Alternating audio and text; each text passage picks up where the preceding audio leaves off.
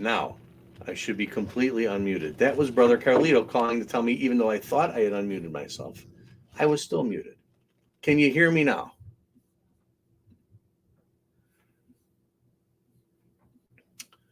Let's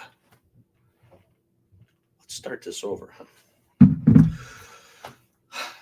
So normally, I'd be joined by Brother Carlito, and we'd be doing some silly things that, talking about whatever goofiness has gone on in the world this week. See what Britney Spears is up to. Check out Jose and the Horse, and make fun of all the craziness in the world. And I've missed that. We haven't been on here in a while. Tonight, I'm not going to do that. I'm not wearing my Reverend suit, and I'm not going to play Reverend tonight. I do have. I never was in a fraternity. I never was in a club much. Yeah. None that had jackets. But in 1995, I went to work for this talk show I'd never heard of in my life. Didn't play down in Carbondale. I came home to Chicago, and I was able to get a job there, first as an intern, then as a production assistant. And I stayed. And I stayed long enough to get a jacket. I haven't worn this jacket since the 90s. Let's see what I've got in the pocket here. Oh, Dr. Talk CD. Listen to that later. Let's see.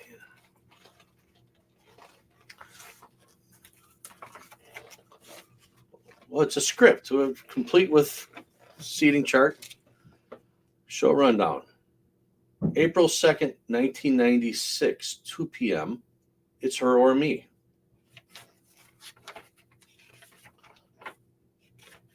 Now, that's a topic we didn't do very often. Huh? Seating chart. It's crazy that I saved this stuff. I've got scripts from 1996. I have somewhere a handwritten final thought that was from one of the few nice shows we did. We did a show that helped raise toys for underprivileged kids who weren't going to get any Christmas presents that year. And Jerry's final thought was so touching to me as I rolled the teleprompter ball backstage. It made me cry. And I'd already read it several times. I typed it in myself before we put it on disc. Typed it in, and still, while he read it, he cried, I cried, and I have that tucked away somewhere. So I'm not going to dress up like a reverend. I'm not going to be silly tonight. But I did feel the need to come on and talk to you guys. And, I spent last night writing. And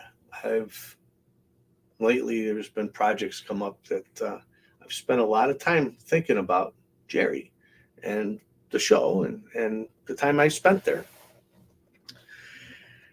And when I woke up this morning to Carlito calling me, and then 2 minutes later my dad called me, I knew something was up. I was sleeping, so I didn't answer. They woke me up, but when they both called, I knew something was going on, and I was as shocked as everyone to find out that Jerry had passed away.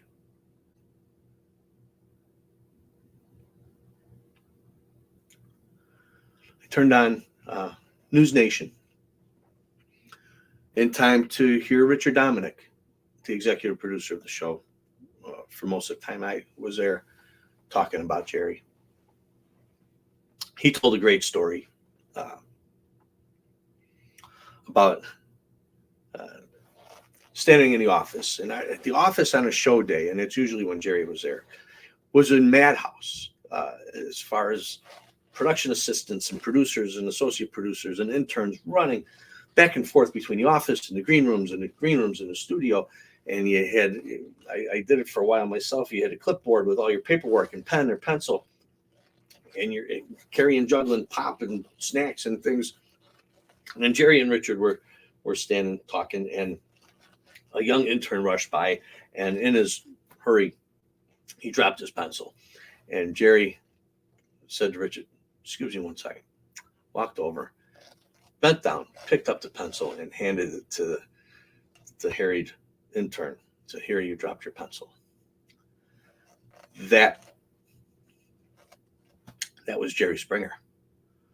A little while later, Steve Wilkos was on News Nation talking about him, and he told a great story too.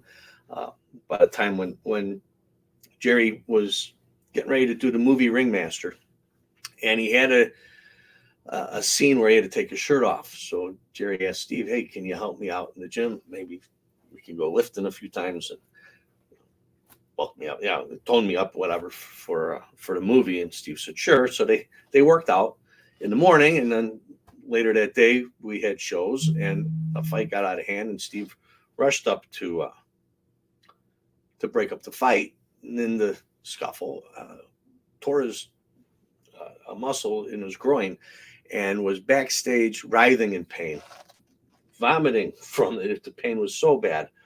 And Jerry walked backstage to check on him, looked down, and said, "So, are we working out tomorrow?" Yeah. Which, he had that sense of humor. And those two stories are very, very much like the man he was. I went to a Bulls game with him once. He had season tickets to the Bulls, and it was halftime. He said, "Let's go get a couple of hot dogs and some pop." I said, "Sure." And I had worked at the United Center before. I worked at the Jerry Springer show, and we got outside, and the line was just down the concourse. And Jerry kind of looked, "Oh man, it's a long line. I hope we don't miss the start of, tip off of the second half." I said, "Jerry, hang on a second." I walked up, and I knew the people. I knocked on the door to the concession stand, and they opened it up. "Hey, Brian." I said, "Hi." And they hugged me, and I said, "Hey, I'm here with Jerry Springer. Can I get a couple hot dogs and a couple pops?" And they were nice enough to give me those on the sly. And Jerry was very impressed. "How did you do that?" I said, "Well, I don't just work for the Jerry Springer show. Been here too." And so we're walking back to our seats. Jerry's got a Pepsi in one hand and a hot dog in the other. And as we're walking back to the seats, people are asking him for his autograph. And Jerry never said no to anyone asking for his autograph. And his instinct wasn't to turn and hand his stuff off to me. His instinct was to try to balance his pop in one hand and his hot dog in the other and sign the autographs until I offered, "Jerry, I'll hold your stuff for you while you sign it." "Really? Thank you." So he was very gracious and down to earth. In the building we taped the show in, we weren't the only show. Not just Jerry's show or Steve's show. There were other shows in there too. And, you heard horror stories from the people who worked on those shows. And I'm not talking about Jenny Jones. By all accounts, she was very nice. But there was another show, and without naming names, word was, if you're walking down the hall and the judge is coming the other way, don't look at the judge in the eye. The judge would have security guards at either end of the bathroom. There's only one bathroom on the floor. And if the judge had to pee, no one else could. Don't look the judge in the eye. Jerry was the opposite of that. He looked you in the eye. He said, "Hi, how you doing today?"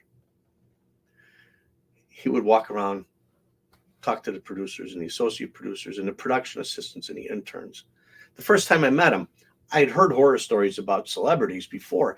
Don't say hello to them. Don't talk to them. Avert your eyes. And I was walking down the hall, and he was coming the other way. And I said, "Hello, Mr. Springer." He said, "It's not Mr. Springer. It's Jerry. Hi." And he introduced himself. "What's your name?"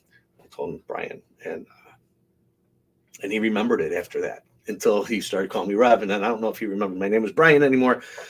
But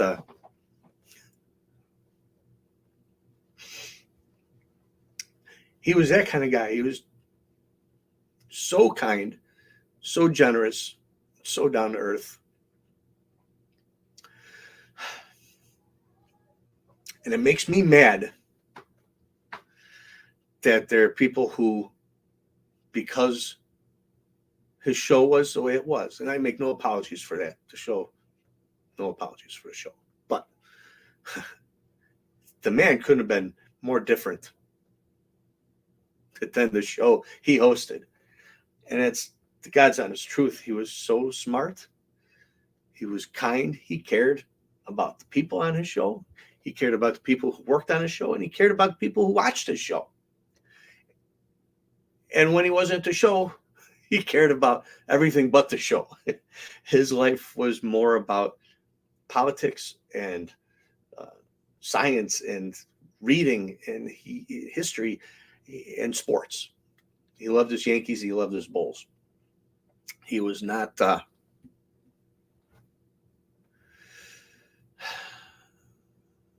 anything like the show we worked on. And at work, while the show bared his name and he was front and center on it, and he had the most important job there, he which he would probably he would tell me that that's not true, but we all know it is, because without him, it would be hard to make a show like that work. It's only because he was so kind and funny and smart, quick-witted, that a show like that could be on. He can make it palatable. But he didn't get involved in office politics. He walked into work like any of us, and usually in a leather jacket, blue jeans, and a T-shirt, said hi, went to his office, got ready, had something to eat, and did the show. And when the show was done, he went home. He wasn't there to try to get people hired or fired, or, why is this person here and why is that person there, and shouldn't this person sit and promote it. He didn't bother with any of that. That was for other people to worry about. He came in, he did his job, and he went home. And it's a rare thing in this industry. I have been now in live sports as long almost as I was at the Jerry Springer show. And I can tell you, there are some people with low-level jobs who are so much more self-important than Jerry Springer ever was. People who like to yell and scream because someone made a mistake or something went wrong. People who like to make you think that if it weren't for them, television itself would implode and go away. And then you run into Jerry Springer, who is an Emmy award-winning television journalist, which gets lost in the fray a lot, and had the staying power of almost 3 decades on TV, if you count the Judge show came after the talk show, and a humbler man you couldn't find. So I wanted to say that. That's why I came on here tonight. Nothing more than that. I just, I'll tell you,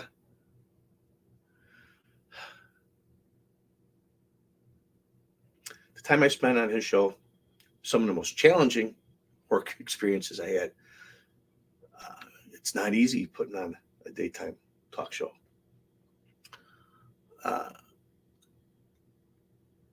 But it allowed me to be creative, and I rose to those challenges, and so I felt good about it. And I'll tell you, I don't think I'm going to have a job as good as that one ever again. Paid well. But it also brought together a group of people that were just so much fun to work with. And top among them was Jerry. Never yelled at me. He was never above looking a little foolish for the joke. Part of my job was to write little skits to go around the old segments. We'd repackage them. And I did a Thanksgiving football one where Jerry supposedly had hurt his ankle. And I think I gave him number 3.5 as his football jersey. Just so much. He was ready to have fun. He was there to have fun. And very little ego, no self-importance. I think when people are smart, when they're talented and sure of themselves, they don't have to have an ego, you know? They, at least not the kind of ego that pushes people around. Because they're confident, they're sure of themselves and their talent. So they don't have to make you think they're the big McGaff, because they know they'll be just fine on their talent. And it's the kind of guy he was. So, I'll take a look and see who's on here. I see Linda.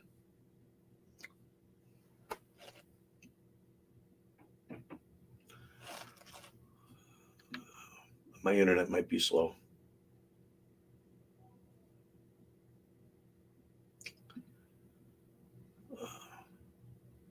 Fred. Good to see you, Fred. Shy.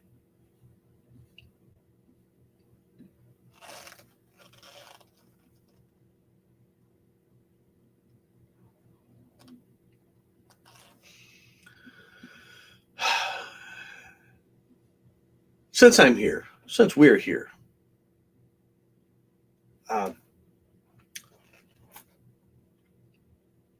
and since he gets such a bad rap for the show, and hey, man, none of us thought we were making high art. We knew what it was. We kind of relished what it was. What it didn't have, what I liked about the Jerry Springer Show, what I was proud to say I worked at the Jerry Springer Show for, so many television shows, news shows, talk shows, magazine shows, they market themselves as somehow society's savior, like a TV show could somehow solve our problems. And TV can't do that. It can shed light on issues. It could bring problems to your attention, but it ain't solving anything. TV can't do that. We can do that. You and I working together. But TV can't do that. And so when a self-righteous host looks you in the eye and says, if we just reached one person today, if we could help just one child with this episode, then we've done our job. Bullshit. It's all that. I hate that crap because it's phony and it's untrue. And it's a hypocrisy. We didn't play that game. There were shows where, yeah, we helped these two people here. We brought Heidi and Tyler. I love that episode. Two little kids who were HIV positive back in the 90s. I don't know what became of them, but we had big stars come and hand them gifts and say hello and entertain them. And sure, in that moment, for that hour, we helped those kids by cheering them up for an hour. Didn't cure their disease, but helped them for an hour. We didn't help you were not helping people with the TV show. And so we didn't have that facade, that phoniness of us. It was more like a frat party, you know. It's not the country club, but come on in. There might be a fight. Someone might take their clothes off. Actually, there probably will be a fight, and someone probably will take their clothes off. But we're going to laugh while we're here. You might cry. I don't know. But, you know, the hour will go by. So that's what it was. But it was a little more than that. When I first started there in 1995, Will and Grace was not on television yet. Neither was Modern Family. I believe the most recent openly gay character on television at the time was Billy Crystal playing a gay guy on Soap. 10, 15 years before. And yet, here was a talk show where people, regular people, normal people who happened to be gay, had a platform, had a voice, and showed an America that maybe wasn't too familiar with them that, hey, they're just regular people. They're just like us, with a lot of the same problems straight people have. And it dealt with uncomfortable topics. We'll say, as the Reverend Schnorr in 2000, I started in 2006 to 2009. The Jerry Springer Show, though largely ceremonial rather than legal marriages, we were performing same-sex marriages and advocating for them long before even President Obama or Hillary Clinton were openly in favor of them. We gave voice to people who didn't have a voice typically.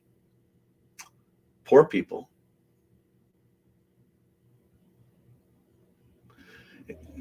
Regular people.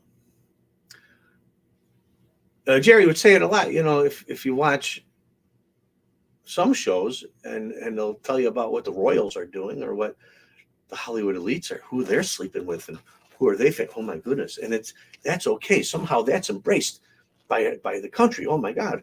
Who's dating who in Hollywood? But if they live in a neighborhood or they live in a trailer park or they live out in the country or you know, on the west side of the city, now it's trash.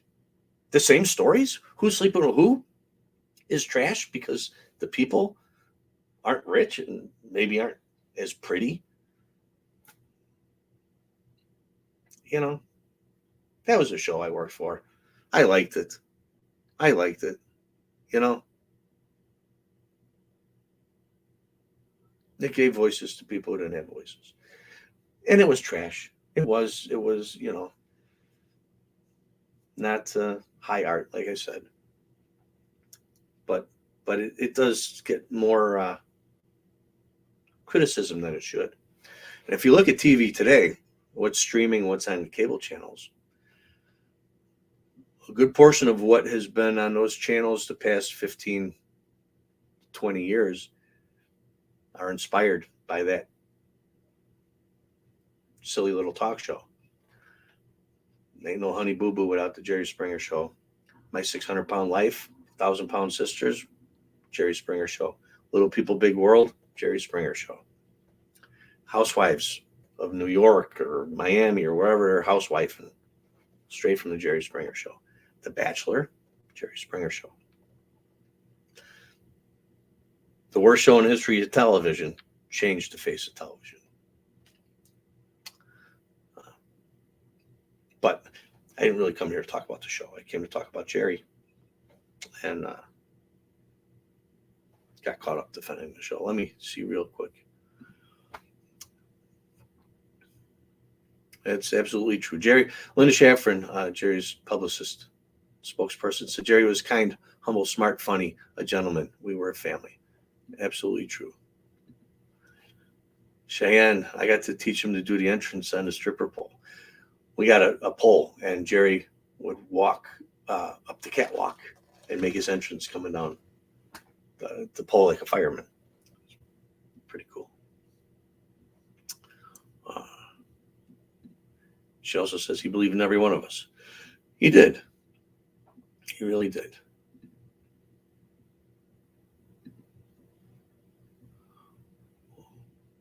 Thank you, ABC.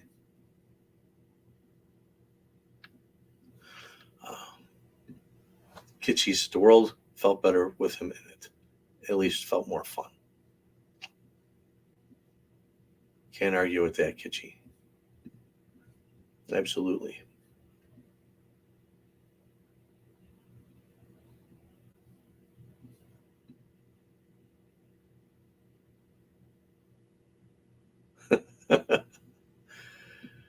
Ay, ay, ay. Some fun stuff back then.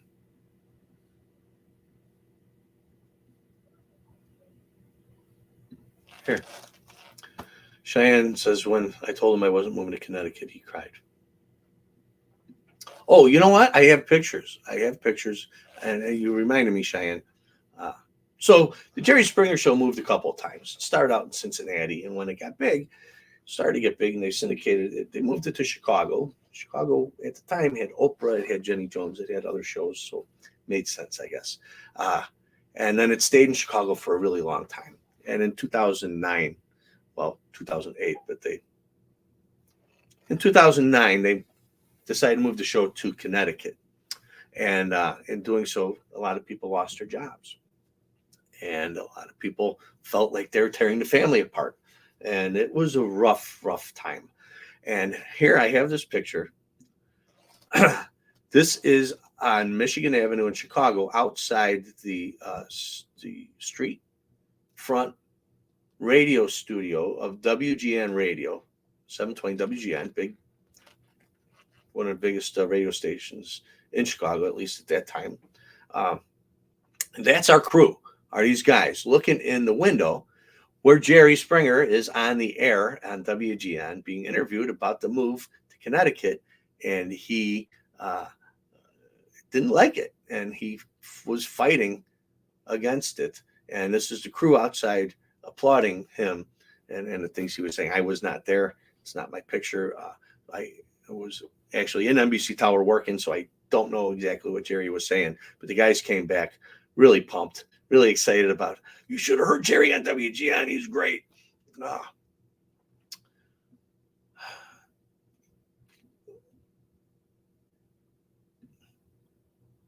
That's the Reverend Snore video game. Thanks to Jerry Springer, I had a video game with me dodging beer bottles and flying and tires, trying to get to the show for a wedding. NBC distributed that in 2007, I think. I love this picture because these are guys I looked up to, man. I mean, there you see Richard Dominic behind the podium and Jerry on stage. You see Steve Wilkos in the back and Todd, the stage manager, there. And they're all laughing at whatever I'm saying. I didn't show this because I want to say, hey, look how funny I am. I love this picture because I made these four guys laugh. When Linda gave me this picture way back whenever it was taken, I was like, I want that picture like on my wall. I made them laugh. I loved it. I was able to do that. Here's it's my first Reverend suit before I got as scruffy as I would. But before the character was more like my real personality, I guess. And it's Jerry and I going over the teleprompter script for an episode of Classic Springer. I would typically write his intros and outros to that and go over the script with him. He'd sometimes have changes. And that's what we're doing here. And this picture I put up before I came out here and talked into a muted microphone, just that to me is Jerry. That's the Jerry Springer I'll remember. He's smiling. He's in his element. He loved people. Some of these stories I probably shouldn't tell. He came back from. So what Jerry would do when we go to commercial break, and the stagehands are moving chairs around and guests were getting put in place and everything, Jerry will walk around the audience and he'd talk to people. Hi, how you doing? He'd crack jokes. He would ask questions. He wanted to be around people and talk to them. Sometimes he went backstage. He'd get a drink of water, or he'd get briefed on what the next story was. But if he didn't have to go backstage for that, he would walk around and talk to the audience. So Jerry was not an extra. Jerry was a guest star on a popular sitcom in the 90s. And the characters on that sitcom were appearing on the Jerry Springer show. So he flew out to LA where they had a mock-up of his show set and filled an audience full of extras. And so when they would yell cut, just like at his show, Jerry would walk up and down the aisle, entertaining the extras, talking to the extras, asking them questions. And the stars of the show pulled him over and said, we don't talk to extras. Jerry's like, well, I do. That says a lot about that. That's who he was. And, no self-importance. No, I'm better than anybody. And that's why I love that picture. He really was a great guy. So I don't know. I don't know what. I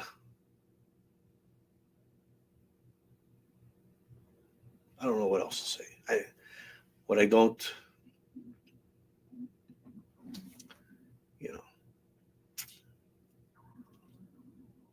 I'm gonna miss him. I hadn't seen him for a long time, and then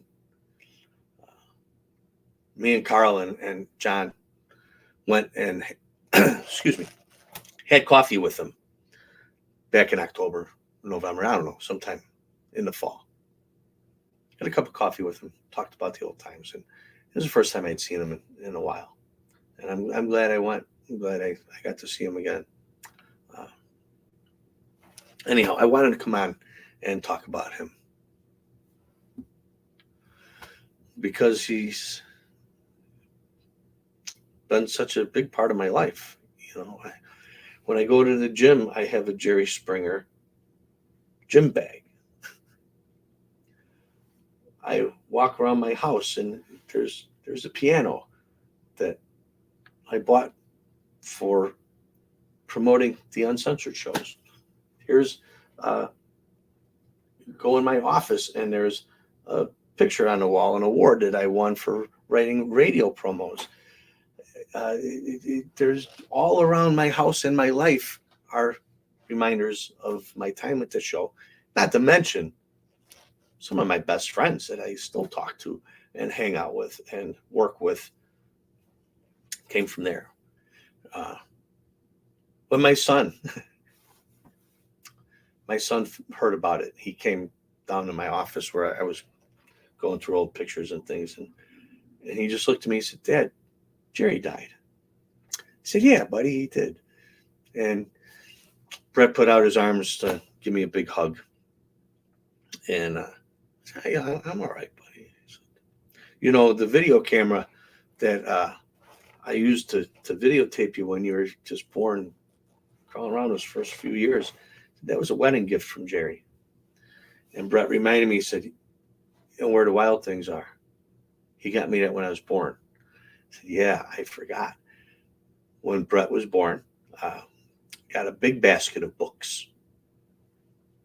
And I'm sure Linda had a hand in that too. But Jerry was thoughtful enough to get my son a gift. And the fact that it was books, that it was literary, that it was reading, imagination, and grow your brain kind of stuff for my son meant a lot. And my son remembered that. It was just so. There was a point when they got rid of these green chairs. There were mauve chairs, and then there were green chairs, and then there were purple chairs. And they were getting rid of the green chairs. They're going to just throw them away. I got nowhere to sit at home. So I asked if I could have one, and you can't really see it because it's fading. I don't know how to stop it from fading, but right across the back cushion is Jerry Springer's autograph. I did have on each of the arms, on one arm was Richard Dominic's autograph, and on the other arm was Steve Wilkos' autograph, and they both rubbed off. So yeah, I doubt I'll have them here in my house, but maybe someday. they can sign the arms again. But you can see there's some cake stains on it, and but prominent front and center there on the back cushion is Jerry's autograph. Also on my hedonism, that was our. If you see that picture in the back, that was our access ID for staff and crew when we went to do the shows in Hedo, and someone had them made up in these big cool posters, and Jerry autographed it. It says, Brian, I got to go over here anyhow.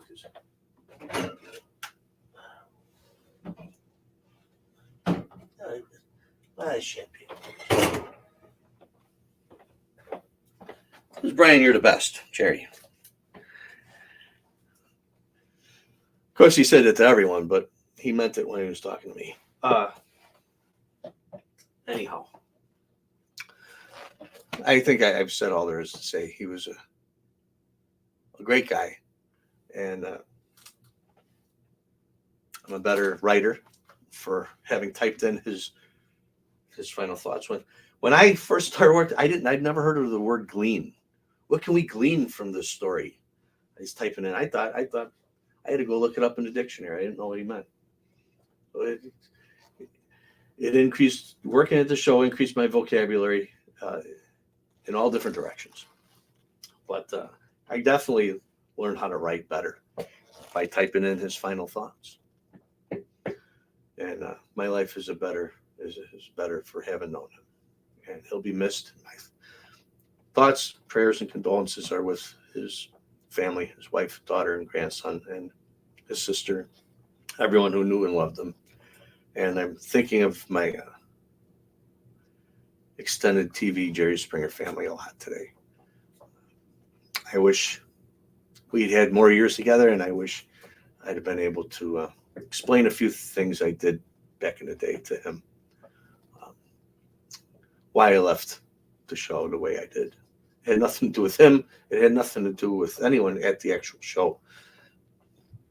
It had a lot to do with people up above them and my immaturity and inability to handle the situation very well. I wish I had been able to explain that to him. I didn't. But anyhow.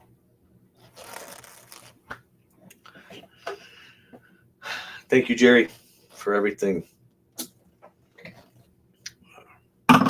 Everything you taught me about television, about writing, about life, how to handle fame if ever you get it. The guy once took a Chicago Tribune newspaper truck to work because the car the company sent him broke down, and the newspaper delivery guy saw him walk into NBC in the snow and said, "Hop in, Jerry, I'll drive you there." He was like Uncle Jerry to everybody. You don't see that kind of stuff happening to Oprah or Maury. Jerry was unique. Anyhow, what did we used to call this here, Carlito? Our P shot. P shot tonight.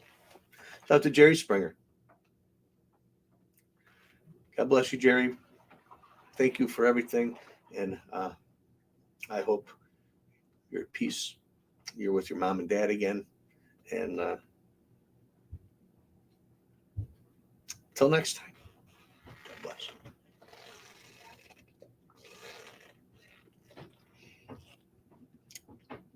Thanks, everybody.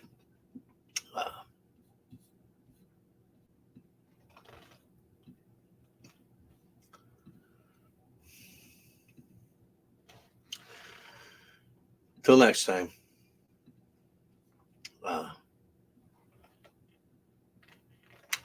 Take care of yourself.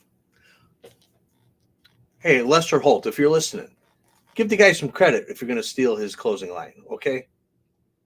Please. I will give credit. As Jerry would say, till next time, take care of yourself and each other.